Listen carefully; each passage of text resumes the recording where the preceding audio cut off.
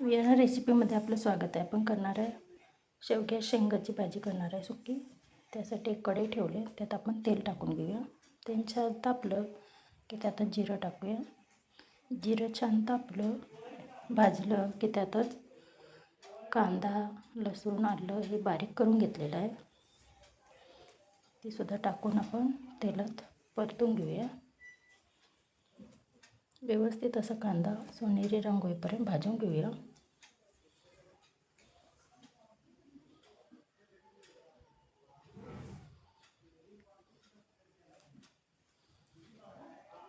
तर कांदा छानपैकी भाजत आले, त्यातच आपण सर्व सुके मसाले टाकूया.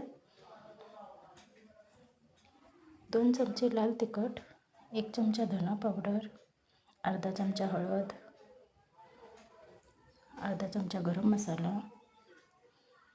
तर छानपैकी तेल सुटेपर्यंत मसाला भाजून घेऊया.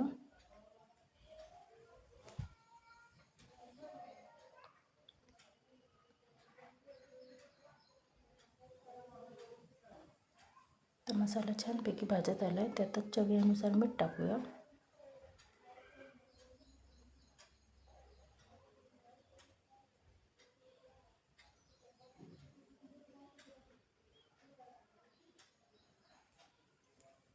तर मसाला भाजून झाला आहे, त्यातच आपण शेवग्याची शेंग आहे ती सुद्धा आपण त्यात टाकून घेऊया.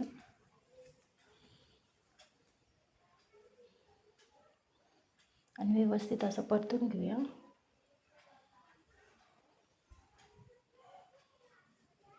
अशी सुकी शेवग्याची शेंग आपण तोंडी लावण्यासाठी खाऊ शकतो. भातासोबत भात केला की त्यासोबत आपण शेवग्याच्या शेंगाची भाजी अशी सुकी केली तर छान लागते. त्यातच अर्धा ग्लास जेवढं पाणी ओतले, परत एकदा व्यवस्थित असं मिक्स करून घेऊया.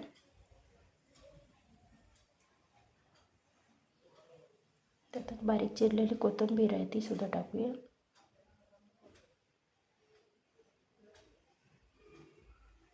तर त्याच्यावर झाकण ठेवून 10 ते 15 मिनटं आपण शेंग शिजू देऊया. तर 10 ते 15 मिनटं झाले तर आपण एकदा चेक करून बघूया शेंग शिजली का.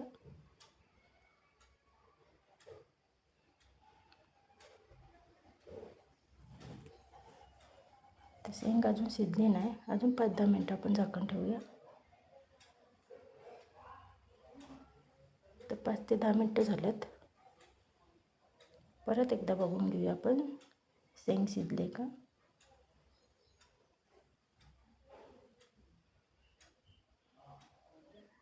तर शेंग छानपैकी शिजून रेडी झाले, त्यातच आपण 2 चमचे शेंगदाण्याचा कूट टाकूया.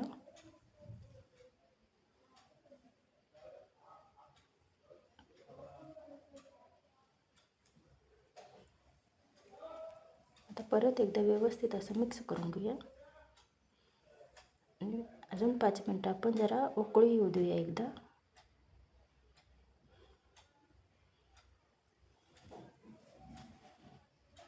तर 5 मिनटं झाल्यात, तर रेडी झाली आपली शेवग्याच्या शेंगाची सुकी भाजी.